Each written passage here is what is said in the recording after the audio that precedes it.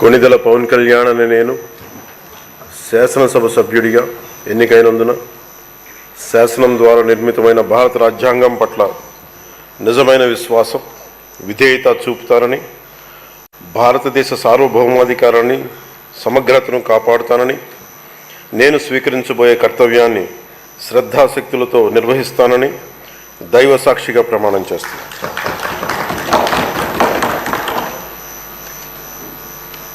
కొణిదెల పవన్ కళ్యాణ్ అని నేను ఆంధ్రప్రదేశ్ శాసనసభ సభ్యుడైన కొణిదెల పవన్ కళ్యాణ్ అని నేను సభా నియమాలకు కట్టుబడి ఉంటానని, వాటిని అనుసరిస్తానని, సభా మర్యాదలను పాటిస్తానని, సాంప్రదాయాలను గౌరవిస్తానని దైవ సాక్షిగా ప్రమాణం చేస్తున్నాను.